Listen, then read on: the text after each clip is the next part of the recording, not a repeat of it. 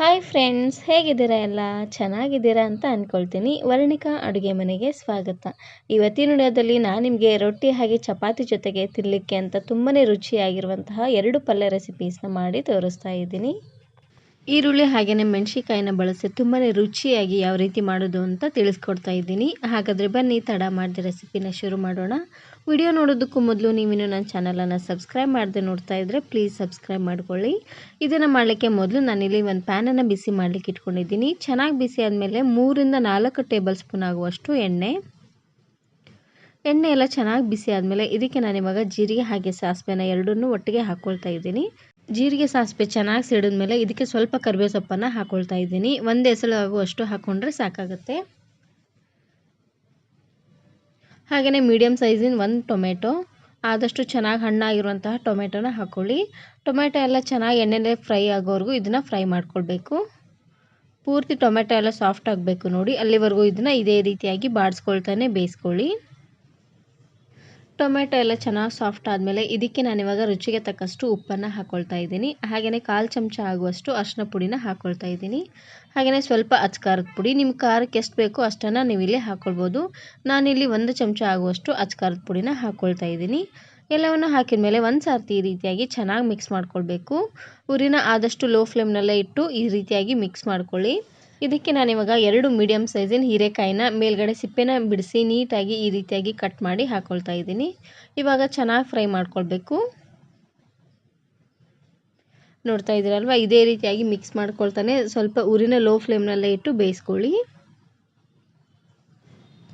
ಹೀರೆಕಾಯಿ ಎಲ್ಲ ಚೆನ್ನಾಗಿ ಈ ರೀತಿಯಾಗಿ ಬೇಯಿಸ್ಕೊಂಡ ನಂತರ ಇದಕ್ಕೆ ನಾನಿವಾಗ ಬೇಳೆನ ಹಾಕ್ಕೊಳ್ತಾ ಇದ್ದೀನಿ. ನಾನಿಲ್ಲಿ 3/4 ಕಪ್ ಆಗುವಷ್ಟು ತೊಗರಿ ಬೇಳೆನ ಒಂದು ಅರ್ಧ ಗಂಟೆ ಅಷ್ಟೊತ್ತು ನೆನೆಸಿಟ್ಟಿದ್ದೆ. ನೋಡ್ತಾ ಇದ್ದೀರಲ್ವ, ಈ ರೀತಿಯಾಗಿ ಚೆನ್ನಾಗಿ ನೆನಿಬೇಕು. ಈ ಬೇಳೆನ ನಾನಿಲ್ಲಿ ಹಾಕ್ಕೊಳ್ತಾ ಇದ್ದೀನಿ. ತೊಗರಿ ಬೇಳೆನ ನೆನೆಸಾದರೂ ಹಾಕ್ಕೊಳ್ಬೋದು, ಇಲ್ಲಾಂದರೆ ಬೇಯಿಸಿ ಸಹ ನೀವಿಲ್ಲಿ ಹಾಕ್ಕೊಳ್ಬೋದು. ಈ ರೀತಿಯಾಗಿ ತೊಗರಿ ಬೇಳೆನ ಹಾಕಿ ಒಂದು ಸಾರ್ತಿ ಹೀರೆಕಾಯಿ ಪಲ್ಯನ ಮಾಡ್ಕೊಳ್ಳಿ. ತುಂಬಾ ರುಚಿಯಾಗಿರುತ್ತೆ ಅಂತಲೇ ಹೇಳ್ಬೋದು, ಹೊಸ ಟೇಸ್ಟ್ ಕೊಡುತ್ತೆ. ಇವಾಗ ಎರಡನ್ನೂ ಚೆನ್ನಾಗಿ ಈ ರೀತಿಯಾಗಿ ಮಿಕ್ಸ್ ಮಾಡಿಕೊಂಡು ಬೇಯಿಸ್ಕೊಳ್ಬೇಕು. ಇದಕ್ಕೆ ನಾನಿವಾಗ ಸ್ವಲ್ಪ ನೀರನ್ನು ಹಾಕ್ಕೊಳ್ತಾ ಇದ್ದೀನಿ. ಒಂದು ಅರ್ಧ ಗ್ಲಾಸ್ ಆಗುವಷ್ಟು ನೀರನ್ನು ಹಾಕ್ಕೊಂಡ್ರೆ ಸಾಕಾಗುತ್ತೆ. ಬೇಳೆ ಹಾಗೆಯೇ ಹೀರೆಕಾಯಿ ಎಲ್ಲ ಚೆನ್ನಾಗಿ ಸಾಫ್ಟ್ ಆಗೋವರೆಗೂ ಉರಿನ ಲೋ ಫ್ಲೇಮ್ನಲ್ಲೇ ಇಟ್ಟು ಬೇಯಿಸ್ಕೊಳ್ಬೇಕು. ಇವಾಗ ಮೇಲ್ಗಡೆ ಮುಚ್ಚಳನ ಮುಚ್ಚಿ ಉರಿನ ಪೂರ್ತಿ ಲೋ ಫ್ಲೇಮ್ನಲ್ಲೇ ಇಟ್ಟು ಚೆನ್ನಾಗಿ ಕುದಿ ಬರೋವರೆಗೂ ಇದನ್ನು ಕುದಿಸ್ಕೊಂಡು ತಗೊಳ್ಳಿ. ನೋಡ್ತಾ ಇರ್ಬೋದು, ಹೀರೆಕಾಯಿ ಹಾಗೆ ಬೇಳೆ ಎಲ್ಲ ಚೆನ್ನಾಗಿ ಬೇಯ್ತಾ ಇದೆ. ಈ ರೀತಿಯಾಗಿ ಕುದಿಯುವಾಗ ಒಂದು ಸಾರ್ತಿ ಈ ರೀತಿಯಾಗಿ ಮಿಕ್ಸ್ ಮಾಡ್ಕೊಂಡು ತಗೊಳ್ಳಿ. ಹೀರೆಕಾಯಿ ಹಾಗೆ ಬೇಳೆ ಎಲ್ಲವೂ ಚೆನ್ನಾಗಿ ಬೇಯುತ್ತೆ. ಇವಾಗ ಮತ್ತೆ ಮುಚ್ಚಳನ ಮುಚ್ಚಿ ಬೇಯಿಸ್ಕೊಳ್ಬೇಕು. ನೋಡ್ತಾ ಇರ್ಬೋದು, ಹೀರೆಕಾಯಿ ಹಾಗೆ ಬೇಳೆಯಲ್ಲಿರುವಂಥ ನೀರೆಲ್ಲ ಚೆನ್ನಾಗಿ ಇಮ್ಡ್ಕೊಂಡಿದೆ. ಹೀರೆಕಾಯಿ ಹಾಗೆಯೇ ಬೇಳೆ ಎಲ್ಲ ಚೆನ್ನಾಗಿ ಸಾಫ್ಟಾಗಿ ಬೆಂದಿದೆ. ಇಷ್ಟು ಬೆಂದರೆ ಸಾಕಾಗುತ್ತೆ. ಇದನ್ನು ನೀವು ರೊಟ್ಟಿ ಚಪಾತಿ ಜೊತೆಗೆಲ್ಲ ಸರ್ವ್ ಮಾಡ್ಕೊಳ್ಬೋದು. ತುಂಬಾ ರುಚಿಯಾಗಿರುತ್ತೆ ಅಂತಲೇ ಹೇಳ್ಬೋದು. ನಾನಿವತ್ತು ಈ ಹೀರೆಕಾಯಿ ಹಾಗೆ ಬೇಳೆ ಪಲ್ಯನ ಚಪಾತಿ ಜೊತೆಗೆ ಸರ್ವ್ ಮಾಡ್ಕೊಳ್ತಾ ಇದ್ದೀನಿ. ತುಂಬಾ ರುಚಿಯಾಗಿರುತ್ತೆ. ಒಂದೇ ರೀತಿಯಾಗಿ ಹೀರೆಕಾಯಿ ಪಲ್ಯನ ಮಾಡಿ ಬೇಜಾರಾಗಿದ್ದರೆ ಖಂಡಿತ ಈ ರೀತಿಯಾಗಿ ಬೇಳೆನ ಹಾಕಿ ಮಾಡಿ ತುಂಬಾ ರುಚಿಯಾಗಿರುತ್ತೆ ಅಂತಲೇ ಹೇಳ್ಬೋದು. ಇವಾಗ ಇನ್ನೊಂದು ಪಲ್ಯನ ಯಾವ ರೀತಿ ಮಾಡೋದು ಅಂತ ನೋಡೋಣ. ಈ ಪಲ್ಯ ಮಾಡಲಿಕ್ಕೆ ಮೊದಲು ನಾನಿಲ್ಲಿ ಒಂದು ಪ್ಯಾನನ್ನು ಬಿಸಿ ಮಾಡಲಿಕ್ಕೆ ಇಟ್ಕೊಂಡಿದ್ದೀನಿ. ಪ್ಯಾನ್ ಚೆನ್ನಾಗಿ ಬಿಸಿ ಆದಮೇಲೆ 3 ರಿಂದ 4 ಚಮಚ ಆಗುವಷ್ಟು ಎಣ್ಣೆನ ಹಾಕ್ಕೊಳ್ತಾ ಇದ್ದೀನಿ. ಎಣ್ಣೆ ಎಲ್ಲ ಚೆನ್ನಾಗಿ ಬಿಸಿ ಆದಮೇಲೆ ಇದಕ್ಕೆ ನಾನಿವಾಗ 1 ಗಡ್ಡೆ ಆಗುವಷ್ಟು ಬೆಳ್ಳುಳ್ಳಿನ ಈ ರೀತಿಯಾಗಿ ಜಜ್ಜಿ ಹಾಕ್ಕೊಳ್ತಾ ಇದ್ದೀನಿ. ಎಣ್ಣೆನೆಲ್ಲ ಈ ರೀತಿಯಾಗಿ ಫ್ರೈ ಮಾಡ್ಕೊಳ್ಬೇಕು. ಫ್ಲೇವರ್ ತುಂಬಾ ಚೆನ್ನಾಗಿ ಬರುತ್ತೆ. ಸ್ವಲ್ಪ ಈ ರೀತಿಯಾಗಿ ಕೆಂಪಾಗೋವರೆಗೂ ಇದನ್ನು ಫ್ರೈ ಮಾಡ್ಕೊಳ್ಬೇಕು. ಇದಕ್ಕೆ ನಾನಿವಾಗ ಸ್ವಲ್ಪ ಕರಿಬೇವು ಸೊಪ್ಪನ್ನು ಹಾಕ್ಕೊಳ್ತಾ ಇದ್ದೀನಿ. ಹಾಗೆಯೇ 1 ಟೊಮೆಟೊ, 1 ದೊಡ್ಡ ಟೊಮೆಟೊನ ಈ ರೀತಿಯಾಗಿ ಸಣ್ಣದಾಗಿ ಕಟ್ ಮಾಡಿ ಹಾಕ್ಕೊಳ್ತಾ ಇದ್ದೀನಿ. ಟೊಮೆಟೊನ ಸ್ವಲ್ಪ ಎಣ್ಣೆನಲ್ಲೇ ಈ ರೀತಿಯಾಗಿ ಫ್ರೈ ಮಾಡ್ಕೊಳ್ಬೇಕು. ಹಾಗೆಯೇ ಇದಕ್ಕೆ ರುಚಿಗೆ ತಕ್ಕಷ್ಟು ಉಪ್ಪು ಹಾಗೆಯೇ ಸ್ವಲ್ಪ ಅರಿಶಿನ ಪುಡಿನ ಹಾಕ್ಕೊಳ್ತಾ ಇದ್ದೀನಿ. ಅರಿಶಿನ ಪುಡಿ ಸ್ವಲ್ಪ ಹಾಕ್ಕೊಳ್ಳಿ, 1/4 ಚಮಚ ಆಗುವಷ್ಟು ಹಾಕ್ಕೊಂಡ್ರೆ ಸಾಕಾಗುತ್ತೆ.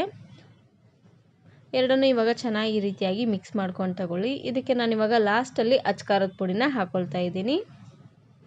ಇದಕ್ಕೆ ನಾನಿವಾಗ ಲಾಸ್ಟಲ್ಲಿ 1 ಚಮಚ ಆಗುವಷ್ಟು ಅಚ್ಕಾರದ ಪುಡಿನ ಹಾಕ್ಕೊಳ್ತಾ ಇದ್ದೀನಿ. ಅಚ್ಕಾರದ ಪುಡಿನ ಹಾಕಿದ ಮೇಲೆ ಜಾಸ್ತಿ ಹೊತ್ತೆಲ್ಲ ಬೇಯಿಸೋ ಹಾಗಿಲ್ಲ. ಬೇಯಿಸಿದ್ರೆ ಎಲ್ಲ ಒತ್ತೋದಂಗೆ ಆಗಿಬಿಡುತ್ತೆ. ಒಂದೇ ಒಂದು ಸಾರ್ತಿ ಈ ರೀತಿಯಾಗಿ ಚೆನ್ನಾಗಿ ಮಿಕ್ಸ್ ಮಾಡ್ಕೊಂಡು ತಗೊಳ್ಳಿ. ಇದಕ್ಕೆ ನಾನಿವಾಗ ಮೊಳಕೆ ಬಂದಿರುವಂಥ ಹೆಸರು ಕಾಳನ್ನು ಹಾಕ್ಕೊಳ್ತಾ ಇದ್ದೀನಿ. ಇದ್ರ ಜೊತೆಗೇ ಸ್ವಲ್ಪ ಶೇಂಗಾ ಬೀಜನೂ ಸಹ ಇದ್ರ ಜೊತೆಗೇ ಹಾಕ್ಕೊಳ್ತಾ ಇದ್ದೀನಿ. ಎಲ್ಲವನ್ನು ಹಾಕ್ಕೊಂಡ್ಮೇಲೆ ಒಂದು ಸಾರ್ತಿ ಈ ರೀತಿಯಾಗಿ ಚೆನ್ನಾಗಿ ಮಿಕ್ಸ್ ಮಾಡ್ಕೊಳ್ತಾನೆ ಕಾಳನ್ನು ಫ್ರೈ ಮಾಡ್ಕೊಳ್ಬೇಕು. ಮೊಳಕೆ ಬಂದಿರುವಂಥ ಹೆಸರು ಕಾಳು ಮಕ್ಕಳಿಗೆ ಹಾಗೆ ದೊಡ್ಡವರಿಗೆ ತುಂಬಾ ಒಳ್ಳೆಯದು ಅಂತಲೇ ಹೇಳ್ಬೋದು. ಹಸಿಯಾಗಿ ತಿನ್ನೋದಕ್ಕಿಂತ ಈ ರೀತಿಯಾಗಿ ಒಂದೇ ಒಂದು ಸಾರ್ತಿ ಪಲ್ಯನ ಮಾಡಿ ತಿನ್ನಿ, ತುಂಬಾ ರುಚಿಯಾಗಿರುತ್ತೆ. ಇದನ್ನು ನೀವು ಚಪಾತಿ ಹಾಗೆ ರೊಟ್ಟಿ ಜೊತೆಗೆಲ್ಲ ಸರ್ವ್ ಮಾಡ್ಕೊಳ್ಬೋದು. ಹಾಗೆಯೇ ಮುದ್ದೆ ಮಾಡಿದ್ರೆ ಸೈಡ್ ಸ್ವಲ್ಪ ಪಲ್ಯಕ್ಕೆ ಅಂತ ಈ ರೀತಿಯಾಗಿ ಪಲ್ಯನ ಮಾಡ್ಕೊಳ್ಳಿ, ತುಂಬಾ ರುಚಿಯಾಗಿರುತ್ತೆ. ಇದಕ್ಕೆ ನಾನು ಇವಾಗ ಸ್ವಲ್ಪ ನೀರನ್ನು ಹಾಕ್ಕೊಳ್ತಾ ಇದ್ದೀನಿ. ಕಾಳು ಬೇಯಲಿಕ್ಕೆ ಜಾಸ್ತಿ ನೀರೇನು ಹಿಡಿಸೋದಿಲ್ಲ, ಸ್ವಲ್ಪ ನೀರನ್ನು ಹಾಕ್ಕೊಂಡ್ರೆ ಸಾಕಾಗತ್ತೆ. ನೋಡ್ತಾ ಇರ್ಬೋದು ಕಾಳೆಲ್ಲ ಚೆನ್ನಾಗಿ ಬೆಂದಿದೆ. ಹಾಗೆಯೇ ಕಾಳಲ್ಲಿ ಹಾಕಿರುವಂಥ ನೀರೆಲ್ಲ ಚೆನ್ನಾಗಿ ಇಂಬ್ಕೊಂಡಿದೆ. ಇಷ್ಟು ಬೆಂದರೆ ಸಾಕಾಗುತ್ತೆ. ಇದಕ್ಕೆ ನಾನಿವಾಗ ಲಾಸ್ಟಲ್ಲಿ 1/4 ಚಮಚ ಆಗುವಷ್ಟು ಗುರೆಳ್ ಪುಡಿನ ಹಾಕ್ಕೊಳ್ತಾ ಇದ್ದೀನಿ. ಗುರೆಳ್ಳನ್ನು ಚೆನ್ನಾಗಿ ಹುರಿದು ಈ ರೀತಿಯಾಗಿ ಪೌಡ್ರನ್ನು ಮಾಡಿ ಇಟ್ಕೊಂಡ್ಬಿಟ್ರೆ ಒಂದು ವಾರವರೆಗೂ ಸ್ಟೋರ್ ಮಾಡಿ ಇಟ್ಕೋಬೋದು. ಈ ರೀತಿಯಾಗಿ ಪಲ್ಯಗಳಿಗೆ ಹಾಕಿದರೆ ಪಲ್ಯನೂ ತುಂಬಾ ರುಚಿಯಾಗಿರುತ್ತೆ. ನೋಡಿ, ಗುರೆಳ್ ಪುಡಿನ ಹಾಕಿದ ಮೇಲೆ ಒಂದೇ ಒಂದು ಸಾರ್ತಿ ಈ ರೀತಿಯಾಗಿ ಚೆನ್ನಾಗಿ ಮಿಕ್ಸ್ ಮಾಡಿದ್ರೆ ಆಯಿತು. ಮೊಳಕೆ ಕಾಳಿನ ಪಲ್ಯ ರೆಡಿ ಆಗೋಗ್ಬಿಡತ್ತೆ. ಇದನ್ನು ನೀವು ಚಪಾತಿ ರೊಟ್ಟಿ ಜೊತೆಗೆಲ್ಲ ಸರ್ವ್ ಮಾಡ್ಕೊಳ್ಳಿ, ತುಂಬಾ ರುಚಿಯಾಗಿರುತ್ತೆ. ನೋಡಿದ್ರಲ್ವಾ, ತುಂಬಾ ಸುಲಭವಾಗಿ ಮಾಡುವಂತಹ 2 ರೀತಿ ಪಲ್ಯ ರೆಸಿಪೀಸ್ನ ಯಾವ ರೀತಿ ಮಾಡೋದು ಅಂತ. ವಿಡಿಯೋ ಇಷ್ಟ ಆದರೆ ಈಗಲೇ ಒಂದು ಲೈಕ್ ಬಟನನ್ನು ಕ್ಲಿಕ್ ಮಾಡಿ ಫ್ರೆಂಡ್ಸ್ ಆ್ಯಂಡ್ ಫ್ಯಾಮಿಲಿ ಜೊತೆಗೆ ಶೇರ್ ಮಾಡಿ. Thanks for watching.